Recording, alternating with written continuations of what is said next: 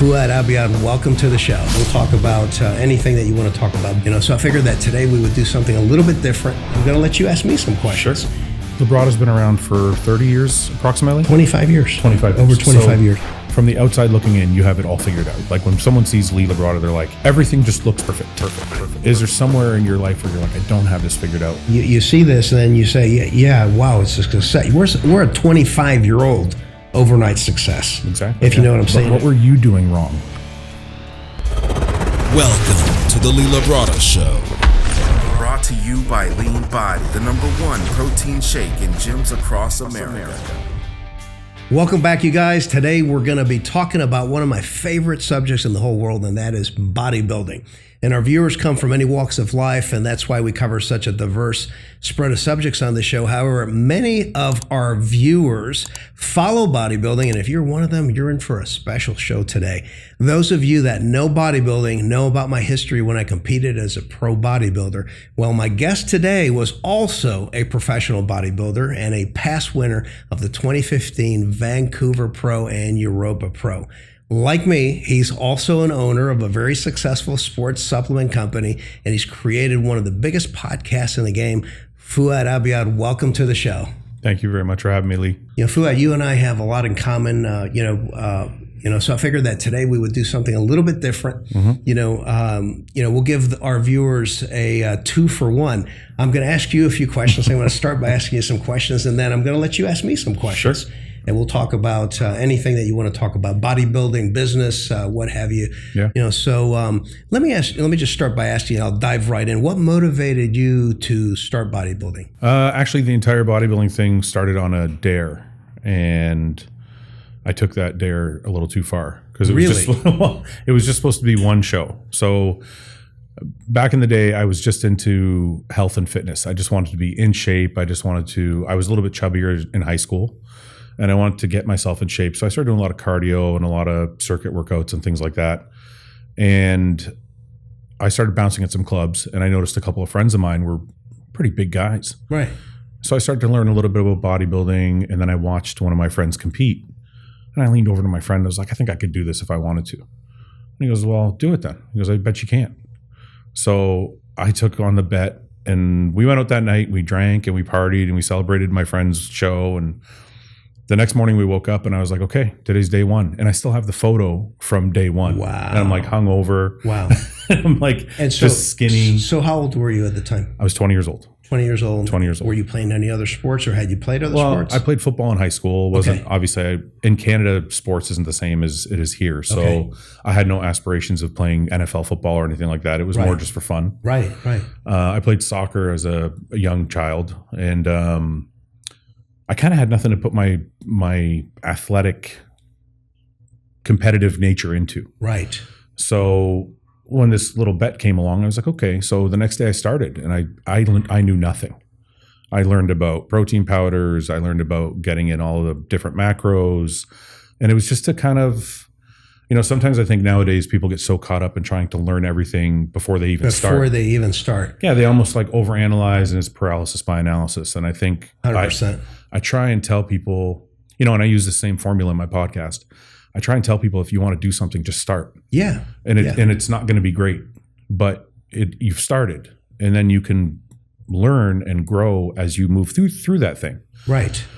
And so when I started, I was 20, and I said, you know what, I'm going to hire a coach. So I hired a local. So you actually hired a coach. I don't believe in and I know I probably might catch a lot of flack for this from some vets of the sport, but I don't believe I believe in the learn as you go, but I also believe in learning from people that know more than you do. Right. And that's a great position to take in anything. That's right. And I will tell you that the older I get, the more I realize how much I have to learn. Yeah. And I can learn from anybody. That's right. And in fact, I look to learn from everybody I come in contact with. Yeah. And I don't know if this is how your progression in bodybuilding was, but what I noticed with most people is you start bodybuilding, you think you know everything. 5 years in, you realize you don't know everything.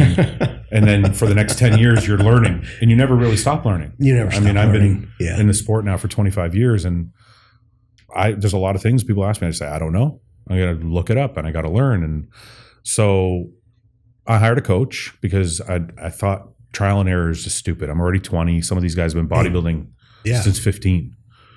And she got me my first overall win. That's fantastic. I decided to wait like a year and a half for that first show. And I put on some muscle and I got in shape and I won my first show. And then I kind of got bit by the bug.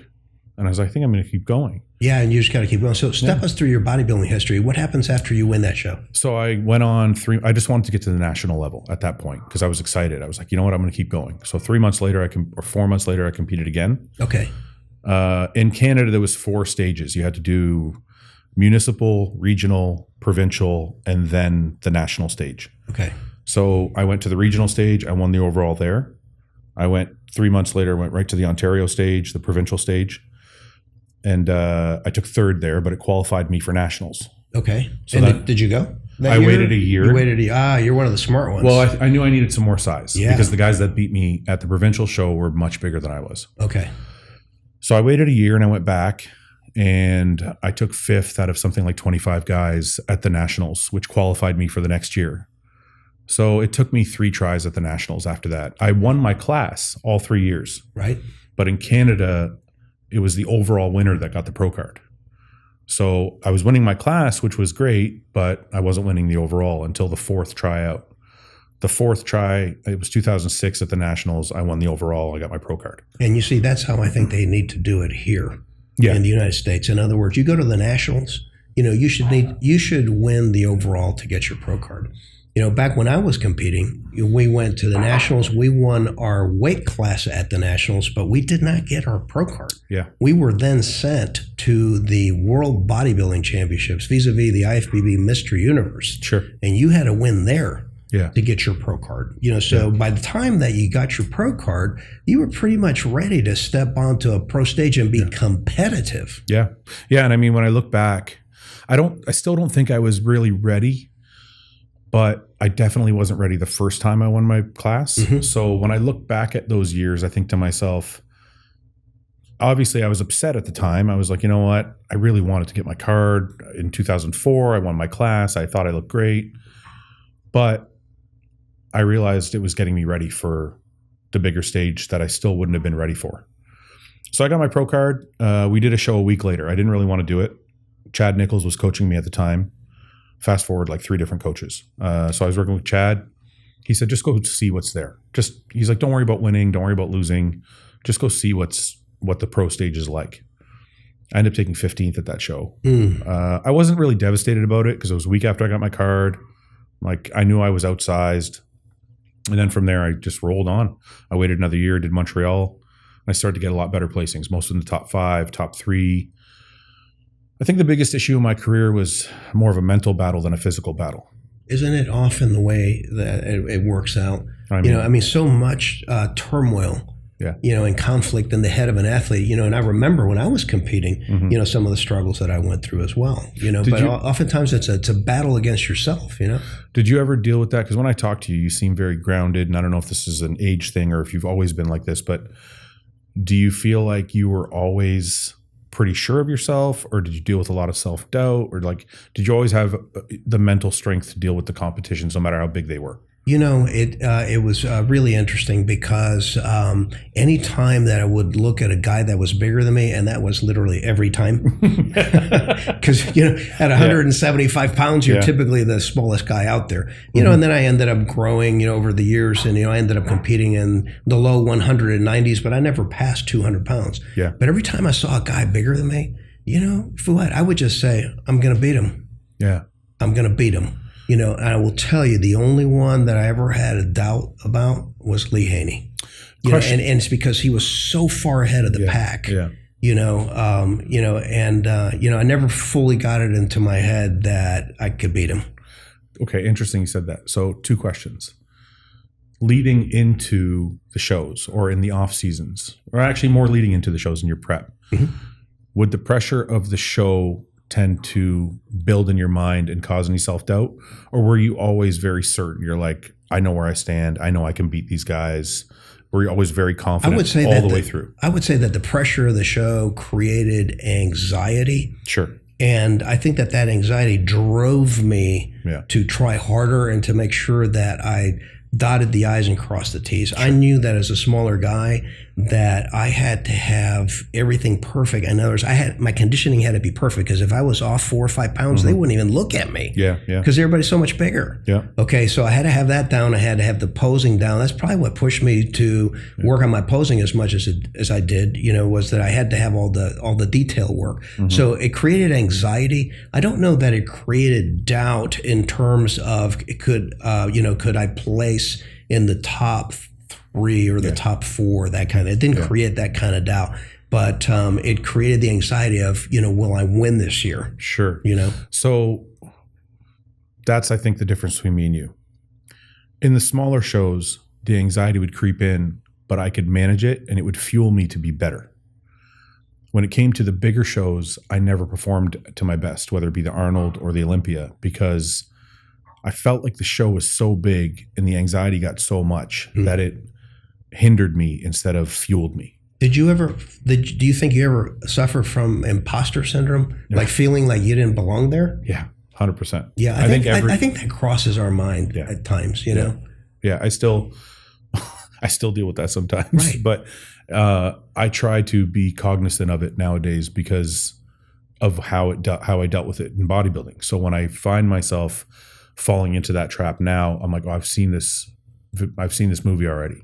Right. So you have the experience. Yeah. So don't fall back into the same pitfalls that ruined your bodybuilding career. Because I wouldn't say ruined. Like, I'm very proud of what I've done, but I know, looking back at it now, I could have gone about it a little bit different way and enjoyed it more and probably done better with the physique I had. Right. So now in my future, in my next life, I've decided I'm not going to let that kind of destroy or hinder anything I'm trying to do. But I had a second question about your competing, because this question comes up all the time on my podcast.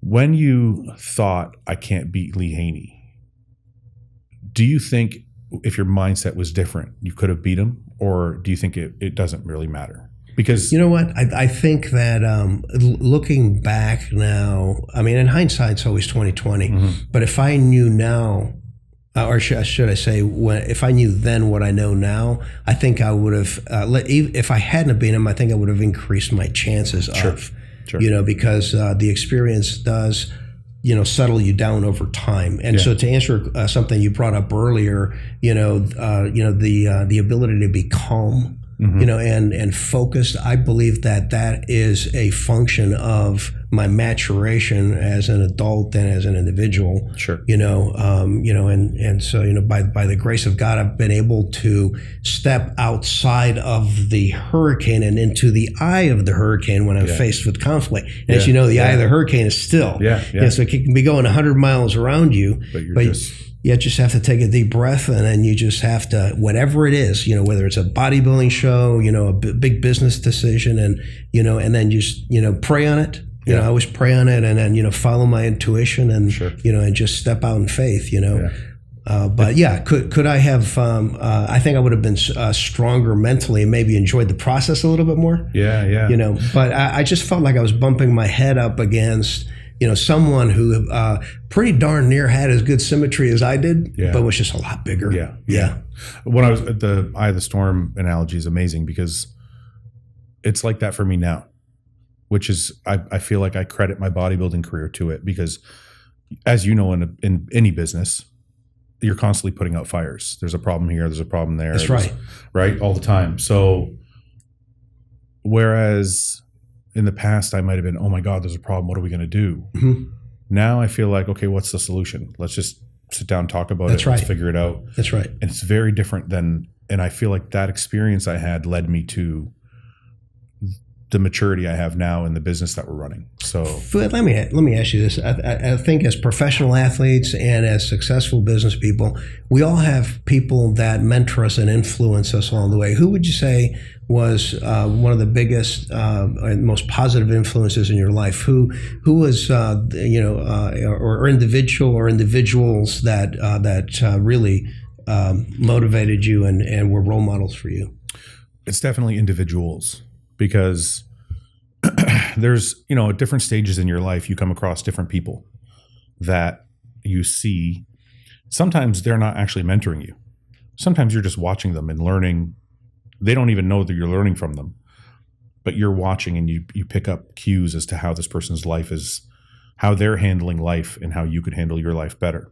So I think the answer is kind of plural. So my father is one. And if I took anything from my father, is first is work ethic. He was a welder by trade, never complained, never took a day off, raised 5 children on a moderate salary, would leave the house in the morning, come home with, his undershirt on with holes in it from sparks from the welding, and just ate a meal and went to bed. We didn't have that a father-son connection where, I love you, son, let's go play ball. Like, we didn't have that kind of connection, but you could feel the love through his work ethic and through how he took care of the family. So first, he expresses love by his commitment to his family. Right. That's right. So I think the first and foremost would be my father, because I think without work ethic, you have nothing.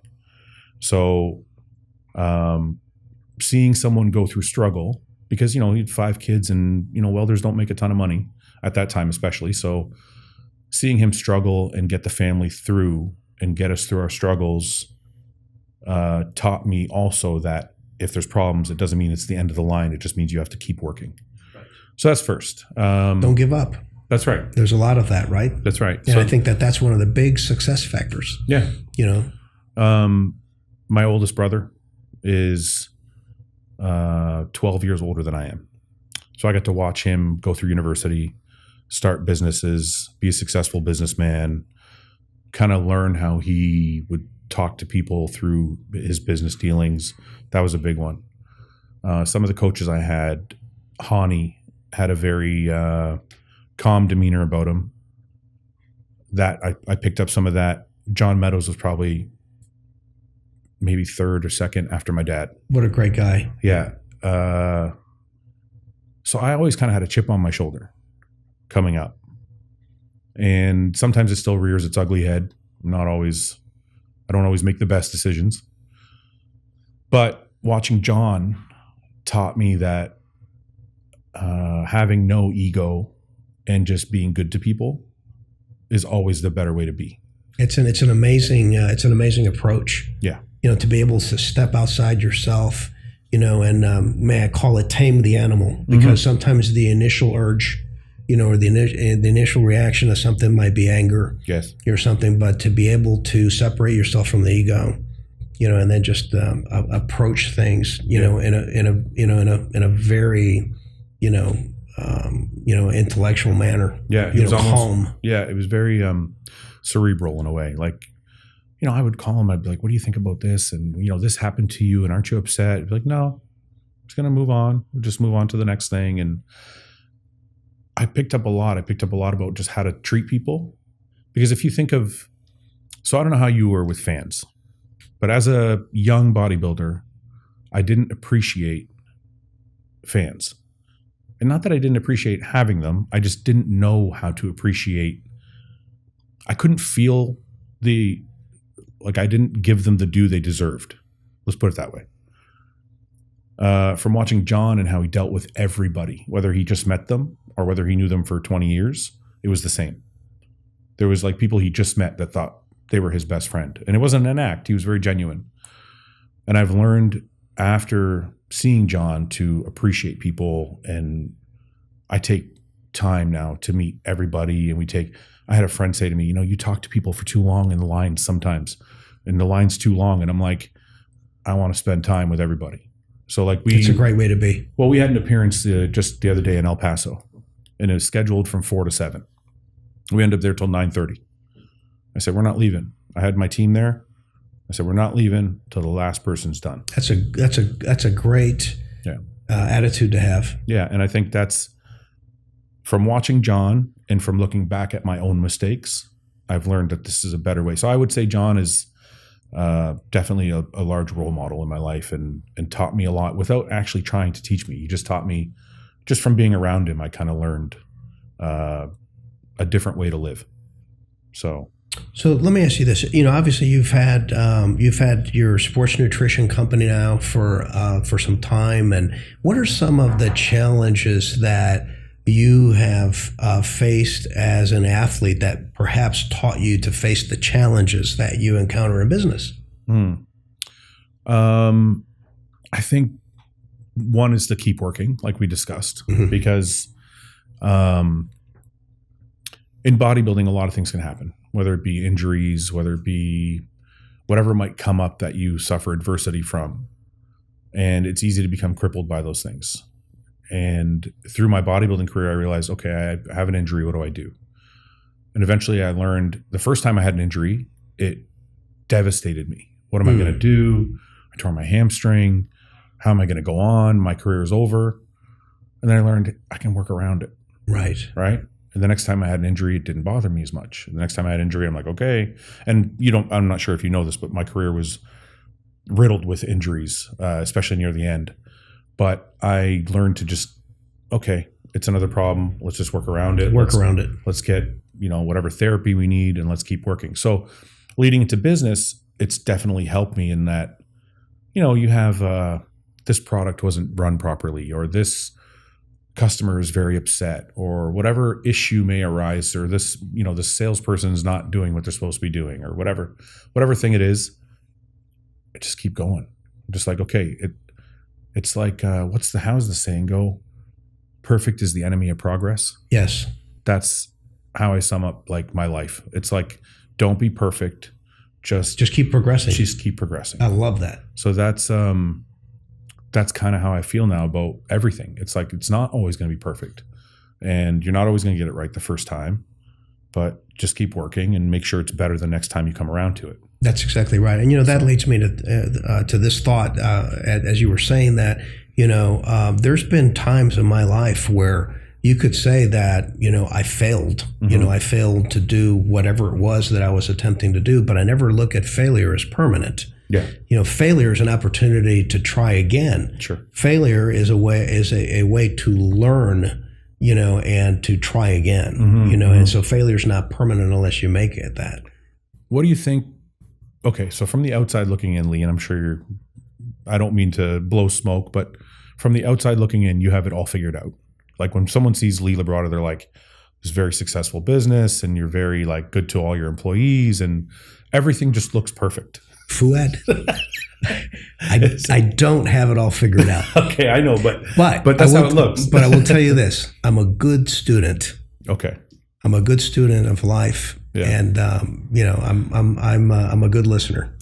What I was going to ask is, was there a time where was there something that you didn't like, that you couldn't figure out, that you kept bumping into, that was like, why am I getting this wrong? How can I be a better person at this one thing? Or is there somewhere in your life where you're like, I don't have this figured out? Who can I talk to that will help me go down the right path? Yes, there's no doubt about it. And if you'll indulge me, I'm going to say that it comes back to my faith. Okay. Because those times where I faced difficulties, and a lot of people don't know what I'm about to tell you, but because they see Labrada Nutrition and they see Lee Labrada, in his early 60s, and they say he's a success, the company's a success, and so forth. But our company almost went bankrupt a couple of times, over the last 25 years. And I'm not ashamed to say that, because each time was a learning experience, but each time was also an experience that taught me to dig deep into my faith in God. Sure. And so, I turned to the Lord, and, and I prayed on it. And what I found was that I made progress by doing that, going back, analyzing the situation, because it gave me a great deal of peace, and once I was at peace and not anxious, then I could actually think, because when you're anxious and tied up all the time in knots, you're working from your limbic system, you're like an animal, and you lose your human logic. But once I was at peace, knowing everything was going to be okay no matter what, then I was able to sort through and then reset the goals, reset the procedures and the systems I was trying to build, and then I just got myself busy. Sure. The very thing that we talked about earlier, which was to say, just pick a direction and put one foot in front of the next. I'm quoting my father there, because my father used to say that, and it's funny because, he wasn't a bodybuilder, but he would say, you tighten up your belt. Yeah. And you just put one foot in front of the next and you just keep going. Yeah. And if that way doesn't work, then you stop and you figure it out and you take another direction, but you don't stop. So Labrada's been around for 30 years approximately? 25 years. 25 years. Over 25 years, I've learned a ton in 3 years, right? Mm-hmm. It's taught me, this business has taught me so much about the business itself, but more so about myself. And your company looks like it's a lot older than 3 years, meaning you've established a great deal of success and notoriety in that time. So kudos to you. Thank you.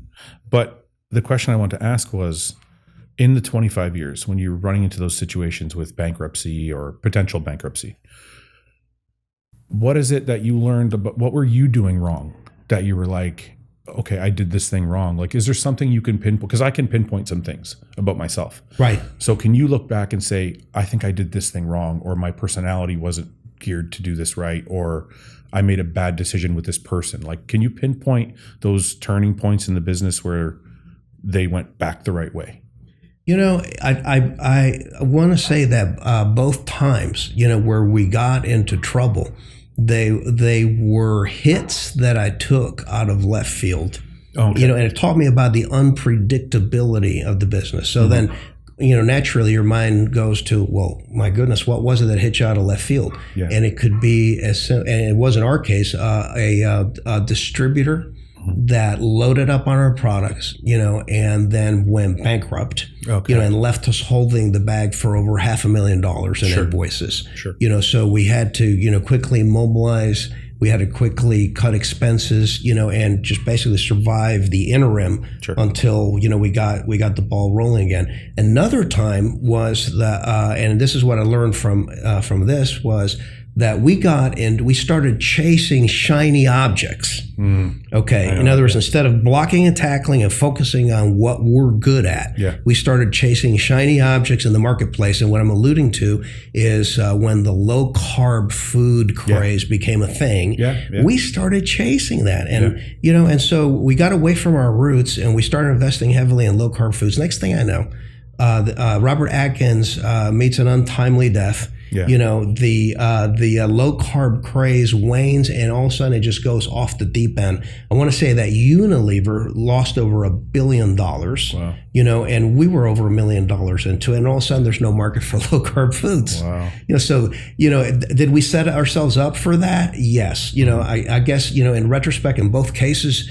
we did, because in one case, we loaded up a distributor too much, without, keeping, accurate finger on the pulse, on the financial pulse, and then the second one was, we diversified, not diversified, we diversified, which is again taking your eye off the ball, and when you take your eye off what you're good at. So both of those scenarios, to me, and you can correct me if I'm wrong, would be an issue of trust, right? So, and trust in your instincts. Mm-hmm. So to me, if I was in those situations, I would say, like with the distributor, for example, I would say, am I too trusting? Should I have been a little bit more critical? Should I have been, I would bring that back to myself. Sure. Right? Because I'm always most critical of myself before anybody else. Right. So I would say, was I too trusting of that person? Should I have kept a better eye? Should I have had somebody on top of it? So after that happened, did you become less trusting of people, or what changed in you after the distribution issue? Not so much less trusting in people, because I think it's important to still maintain an ability to trust people. Okay. Trust has to be earned. Sure. I think what it teaches you is, to be more careful. Okay. To do your homework, and it does teach you to be more resilient. Sure. I want to ask you something. Yeah. What do you think makes people fail? Since we're talking about some of the challenges that we've hit, in bodybuilding and some of the challenges we've hit in business, what do you think makes people fail? I would think the first one would be lack of effort. Lack of effort. Yeah, because in my life, I've seen a lot of people that want, but don't do. Right. So I want to look great. So true. I want to be on the bodybuilding stage. I want a big supplement company. I want a thriving business, but they don't want to put the time in. They don't want to put the effort in. So people see Labrada and they see this beautiful gym and they see this massive warehouse and they see this immensely successful business you have, but they probably don't realize that maybe you were the one calling all the stores from the first few years, or you were the one traveling and doing all the appearances. That's right. I don't think people, and I probably wouldn't look at you that way either had I not been going through it myself.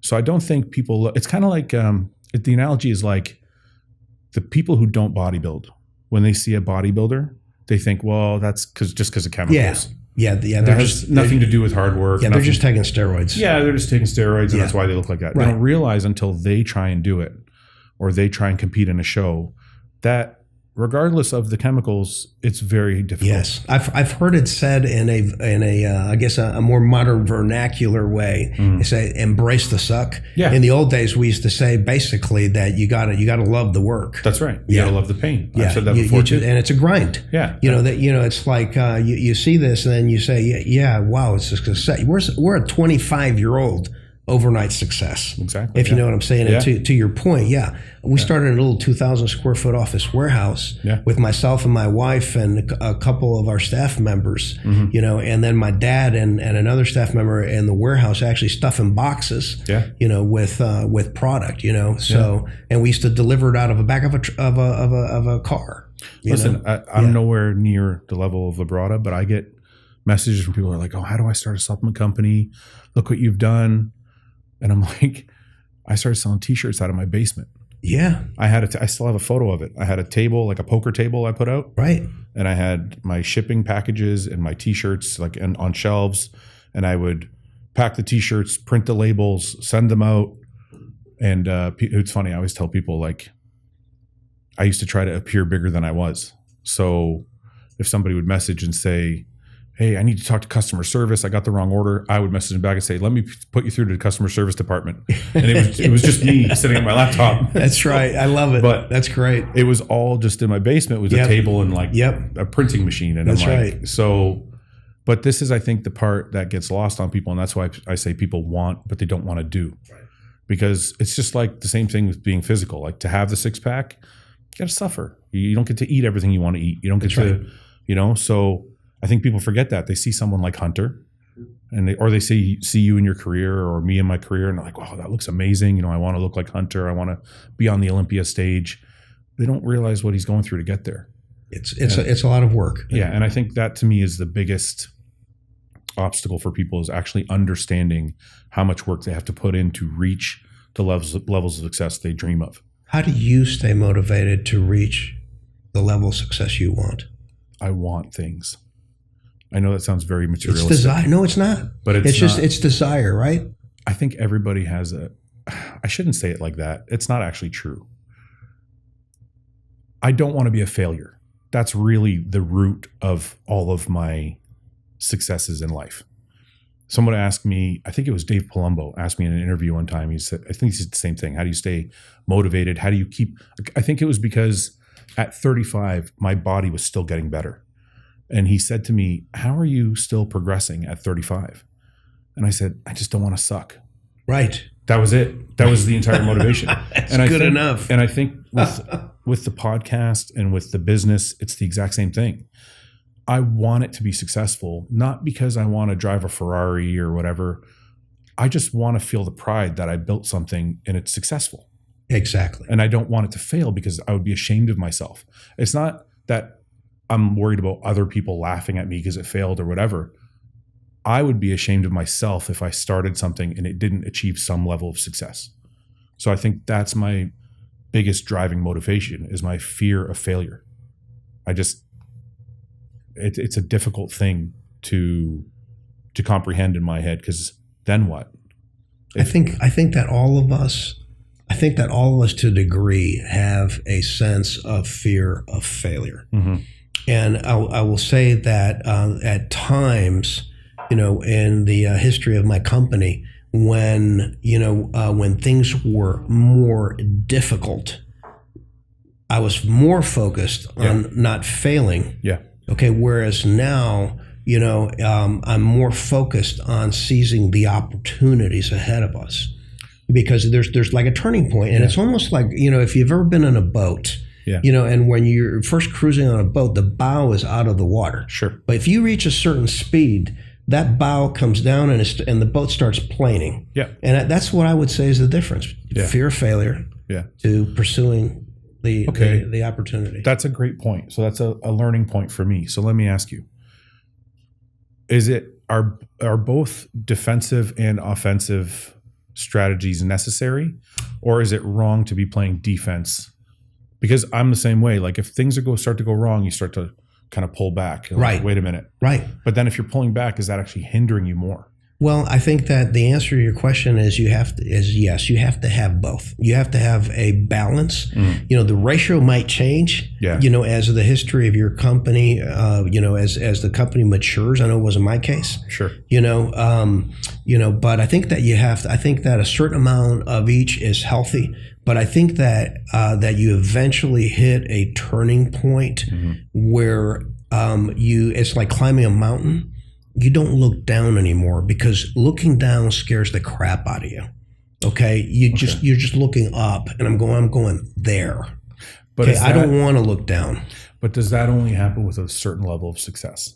No, I don't think so. Not necessarily. So I think you have to make the decision of which one you're going to focus on.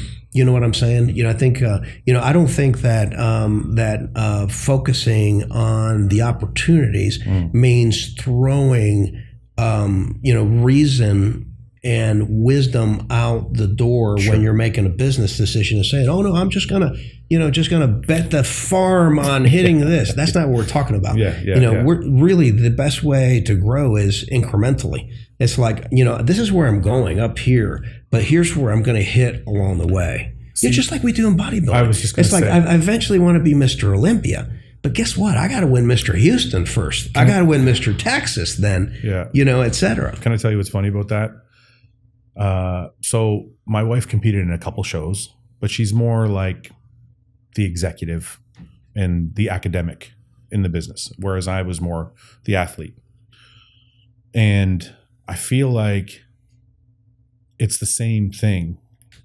So let's say your objective is to be this massive company, whether it be whatever, put whatever number you want on it, 50 million, $100 million in sales, whatever you're thinking, right?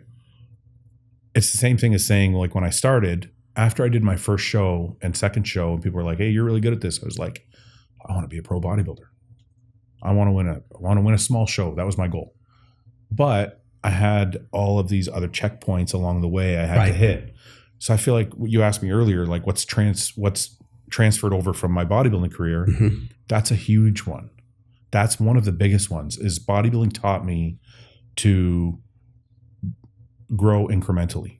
So like, yes, I want to be this company over here. I want to be as big as Labrada Nutrition, but I'm going to hit these checkpoints along the way. I think that's also what keeps me motivated. It kind of answers like 3 or 4 of your questions all at once. Sure. Because that's also something people do, especially sometimes you see people that are overweight and they're like, "Well, I want to get down to 150 pounds," and they weigh 250 pounds. I'm like, "Well, why don't you get to 230 first?" Right.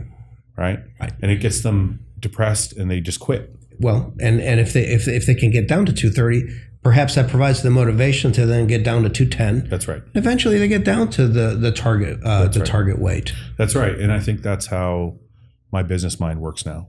When I think of my business now, I'm just an amateur bodybuilder and I'm climbing. And you're climbing. Let's talk about Hosstile Supplements. Sure. So what was the spark that inspired you to create Hosstile?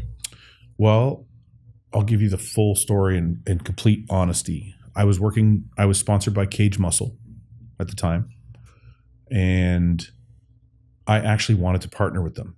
I said, "Hey guys, I got a great idea. I have some formulas that I like, that I think would be great. They're probably geared more," because Cage is more of a lifestyle brand. So I said it'd probably be geared more to like a hardcore market, but I feel like it'll really work.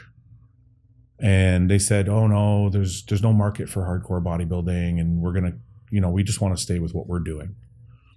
I said, "Okay, that's fine." So my contract was coming due. I decided to leave. And my wife has been in the sport of bodybuilding in one way or another, whether it be research and development with Muscle Tech, whether it be editorial for Flex Magazine or MD or Muscle Fitness Hers.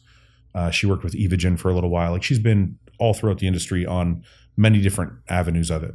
So I'm like, okay, I have this genius that happens to be my wife. Isn't that great? I'm so lucky. So I'm like, I have this genius that knows everything about the back end of bodybuilding as my partner. And I know everything about the front end of bodybuilding. And my brother is our third partner, and he's got 4 businesses, and he knows, the numbers in business. He knows how to run a business. That's right. Okay. He knows the nuts and bolts of how things shape. You got a dream team. That's right. So I looked at some other companies and I said, who owns those companies? And I saw the same kind of formula. I would see like a back end person, a front end person, and a numbers person. And I'm like, well, we have that. Why can't we do this? There's no reason why we can't do this. So it took some convincing. And finally my wife was like, all right, let's do it. Okay, let's do it. Yeah. Wow. How did that feel, that moment when you guys say, okay, it's almost like jumping off a diving board. Scary, but fun. Right. Scary, but fun, right? But fun. Right. So we're like, okay, let's do it. Right. And obviously it also worked out for me because I'm like, okay, my career is coming to an end and I need something to transition to. I don't want to be a coach. I don't want to be a personal trainer. I want to do something bigger with my 20 years of bodybuilding. So this felt like a way to stay involved. But even before that was the podcast, I was like, that was my other way to stay involved. So I kind of kept myself involved in the sport. But I'm like, I'm going to do Hosstile, and I'm going to do the way I think supplements should be. And I want to be bodybuilding. Because at the time, a lot of companies were doing lifestyle stuff. Muscle Tech had transformed from the biggest bodybuilding company in the world to a lifestyle brand. Right? And some of the other main bodybuilding brands had kind of transformed into let's grow our circle and open the demographic to everybody, right? Right. And I saw us as like, no, I want to be just bodybuilding. I know it's a smaller niche. I know we're shrinking the market. But you know your market. But I know my market. Your customer. Yeah, I know my customer. I know what I like. I know what bodybuilders like. Let's just be the bodybuilding brand. So we went that way and we started to develop formulas. I put together some skeleton formulas, and my wife, with her research and science background, kind of rounded them off to make them better. And we found a manufacturer and we started doing some clothing. Now, I was already doing clothing. So it was like the brand was already kind of out there with some t-shirts and stuff. And then we added the supplements, and then I added the podcast was already rolling, and I could talk about it. Kind of all crystallized. It all kind of just came together and we started rolling. That's great. And I've made a ton of mistakes in 3 years, and we've had a ton of successes in 3 years. And you've had a ton of successes. And I love it. That's great. I love it. There's days where I'm like, I wish I never did this.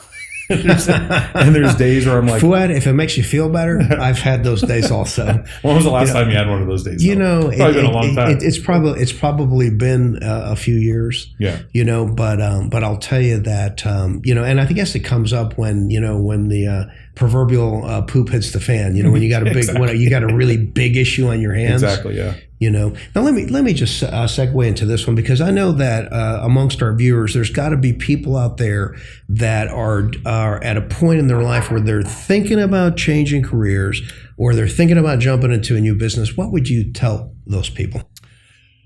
Wow. Depends. There's a lot of ifs, right? Because if you have children, obviously it's a big one. Me and my wife don't have children.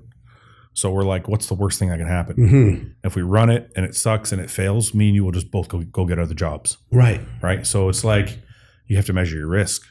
If you don't have kids, you don't have no risk. You and your wife have other avenues to go back to a different job, then jump. Just jump. Right. It takes that leap. Yeah. But if you have kids, or if you have to be careful, I'll use John as an analogy. So John was a major executive at a bank he was working at, and he was, very high up and had a very good job and a very good salary, but it wasn't rewarding to him. He wanted to be part of bodybuilding. So he started coaching, and he started writing articles, and he started doing all this, and he started to get more and more clients. John told me my objective was to have enough clientele that I could leave my job and it wouldn't feel any different.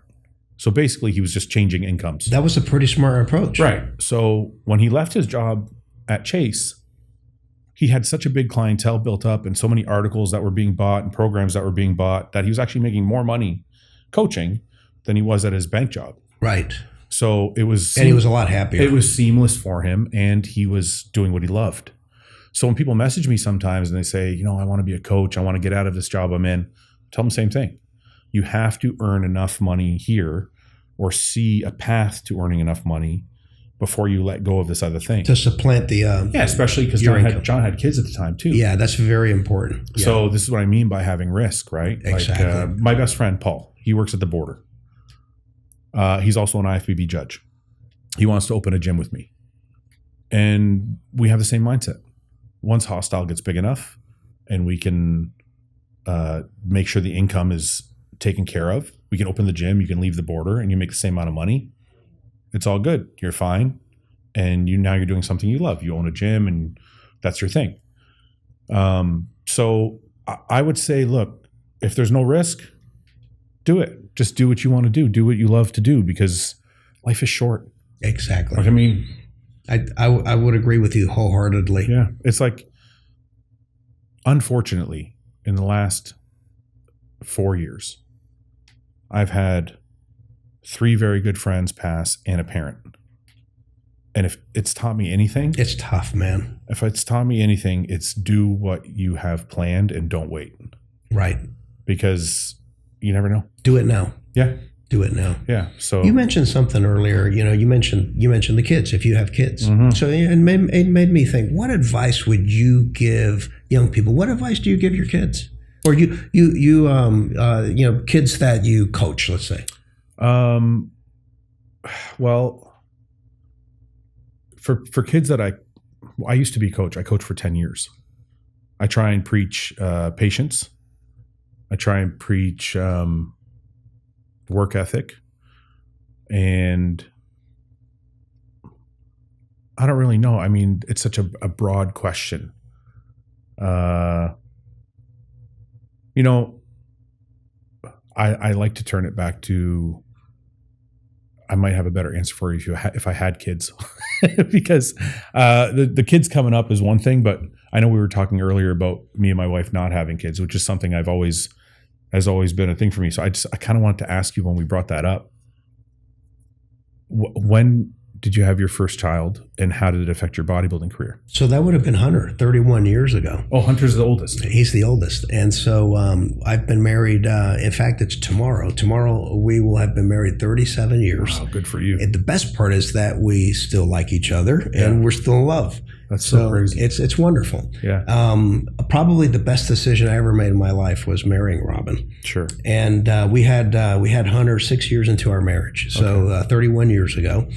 And at that time, that was 1992. I retired in 95. So I completed 3 years as a pro bodybuilder while Hunter was still a baby. Sure. And Fouad, believe it or not, we literally just took him all over the world with us. I mean, we just tucked him underneath our arm, like they were carrying him around like a football. No. You know, and I guess maybe if I had the wisdom I know now, we might have been a little bit more careful. Yeah. But we basically just hauled them around. Hunter was backstage as a 5-month-old baby at the 1992 Olympia. Yeah. You know, and it's funny because the first year he competed, Kevin Lebrone, calls me. He goes, "Man, I just can't believe it." He goes, "I still remember you pushing him around in that carriage backstage at the Olympia." Yeah. You know, and it's just it's an amazing journey. Let me ask you this: could you have handled? Because at 92, you're already very successful. I was 32. Yeah. Yeah, but you already had a lot of success in bodybuilding. I did. Had you been starting out and then had a child, would it have been much harder for you, or did it not affect the way you approach bodybuilding? It would have been more difficult from the standpoint of the division of time and focus, because we were raised in a family where we were very close and family was first. Sure. And it is still that way to this day.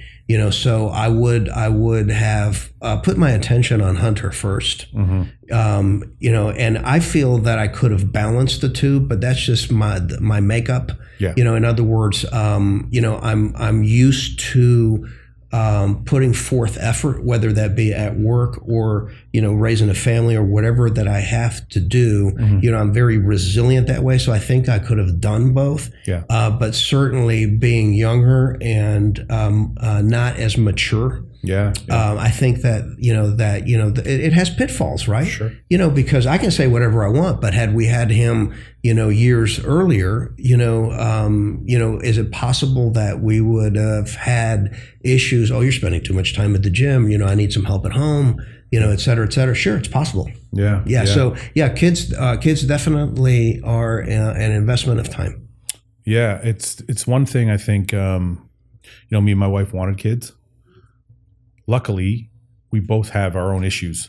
So we never had kids. And we discussed adopting. But I think it reached a point where we're like, I think we're past it. Which is, I don't know how I feel about it still. I'm still a little like, I feel like it's one of those things that when I'm like 70, I'll be like, oh man, maybe I should have done it. Right. But you're still a young man. Well, yeah, I mean, relatively speaking, yeah, I'm 44. But I also, my dad was 50 when I was born. Okay. So I didn't want to be, and he was so much older than me that we didn't have a connection. So I'm like, you know what? Adopting at 44, we're going to, unless I adopt an older child. Right. I'm like, I'm going to have a problem. So I don't know. We talk about it sometimes, but I think I have a feeling me and my wife are just going to ride this out. The two of us. We're just going to. Yeah, that's great. You got a great wife. Yeah. You got a great life. And if that. I wonder sometimes, though, is there a void? Like, it's something that you'll never know, right? Because I don't know about you, but growing up, you have an idea of what you want. Like, you're going to turn this age and you're going to get a job. You're going to turn this age and you're going to get married. Turn this age and you have kids. And then all of a sudden, one of them doesn't happen. And you're like, wait a minute. What am I missing out on here? Right. Like, is this something is this going to be a major downfall in my life? Right. Or is it going to be okay? But then people say, well, if you never had it, you'll never know. So it's okay. Right. So I don't know. But I see my friends and they have kids and I'm like, that could have been a good thing. Right. But you deal with it and you move on, I guess.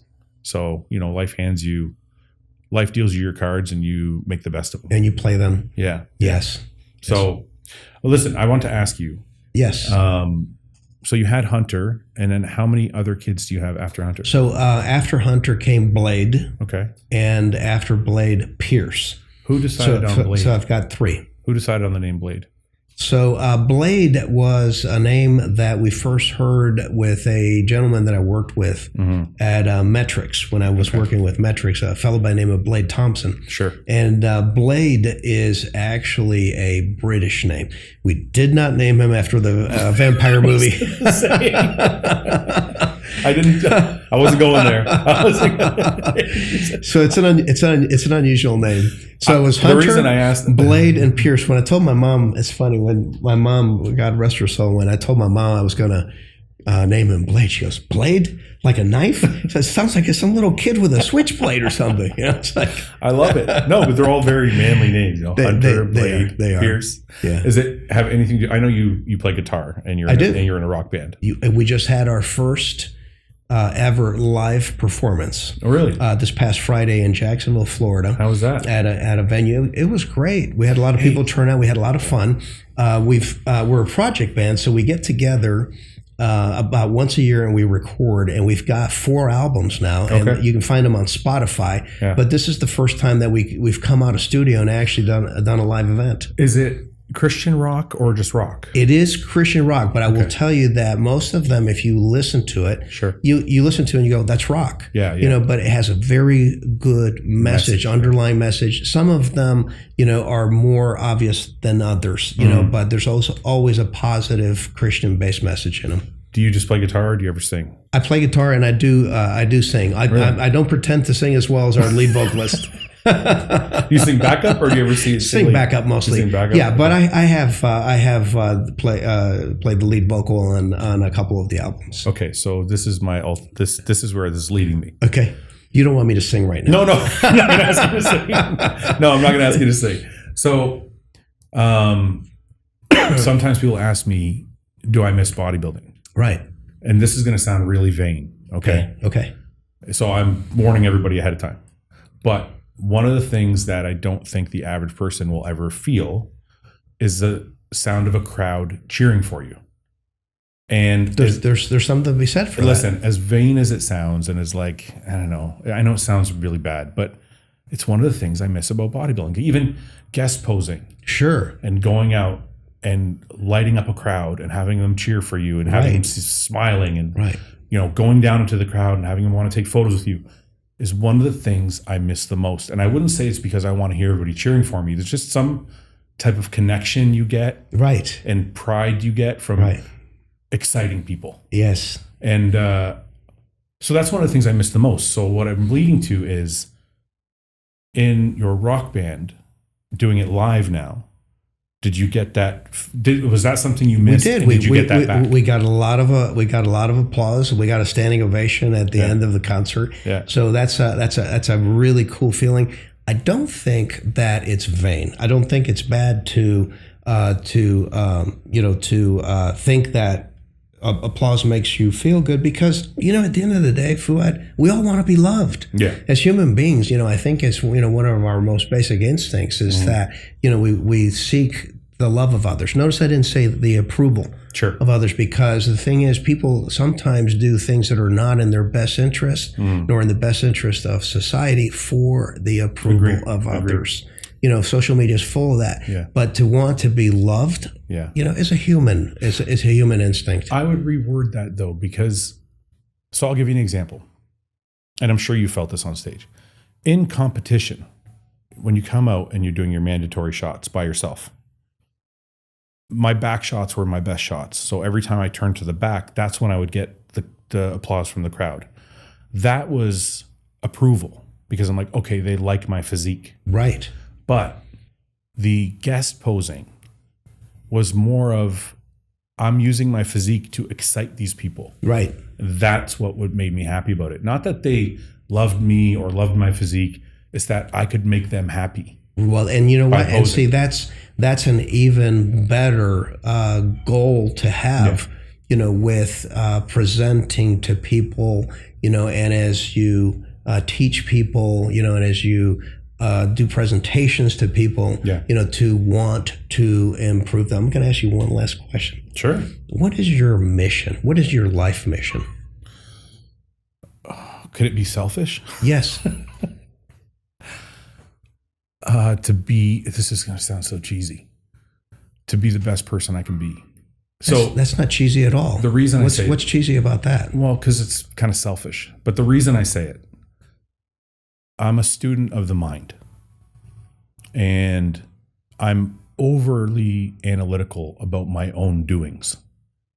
So I'm constantly trying to learn why I feel certain ways, whether it be anxious, whether it be upset, whether it be my ego's gotten a hold of me, whatever the situation may be, why I might be over emotional, whether it be too happy or too sad, or like, I really like to know how the brain works. And it's not just for me. Like if I have a relationship with somebody, I like to try and figure out how they tick. What makes that person act a certain way or be a certain way, or why are they so good at this or so bad at that? So I look at myself and I'm like, how can I make this better? Fouad, I would say you have found the secret to success. And that not just, I'm not talking about material success. I'm talking about success in life. Sure. And being able to find joy, is to be able to have self-inventory, to be able to look at yourself, step outside yourself and look at yourself and say, okay, what made me do what I just did? Yeah. Was that an appropriate response, or can I do it better next time? Sure. And what would I change? That's kind of self-introspection. I'm not talking about neuroticism here. Yeah. Okay. Beating yourself up, self-flagellation. I'm not talking about that. Course, yeah. I'm talking about actually just stepping outside yourself and making taking self-inventory. Yeah. What are some of the habits that are helping me get closer to my goal of helping people? Sure. Okay. And what are some of the habits that I'm engaging in that are perhaps keeping me from that? Sure. Well, I think the reason it comes up in my mind more prevalently now is we live in a society now where it's okay to be you, no matter what you is. If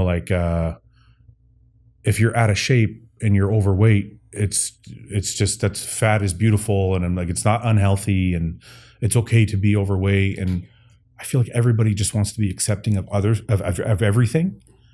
And I feel like to some degree that's okay, like accepting of personalities, of course, but like also I don't think it's wrong to look at yourself and go, I could be better. Definitely. Okay. Definitely. Whether it's mental or physical, definitely. This has been wonderful. I could talk to you for hours. I know. Dude. I was going to say, we haven't scratched the surface. I could grab another cup of coffee and talk to you for another hour, and maybe we'll do that in the future. Yeah, I'd love to. Man, I really appreciate your coming on the show today. It's been awesome. Lee, before we go, I just want to say I have the utmost respect for you. And I was actually nervous coming in because there's certain people in your life that you see and you put them in a category, and you're in that category. And I look around at your business and your bodybuilding career and your success, and it's all amazing. So I'm honored to be here and honored that you want to take the time to do a podcast. So thank you. Thank you for that. I appreciate you, and I appreciate your kind words, and I admire what I'm seeing in your mind. It's you're an amazing guy. Thank you. Thank you so much. So hey guys, if you want to tune in for future episodes, make sure to hit the subscribe button and make sure to share our show today with a friend. That's how they learn about the show, and that's how we grow it. So I hope that you'll keep joining us. Thank you for being with us on the Lee Labrada Show. Get up, look up, and God bless. The Lee Labrada Show.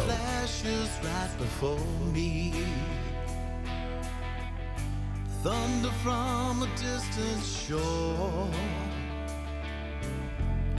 Voices in my head imprison me.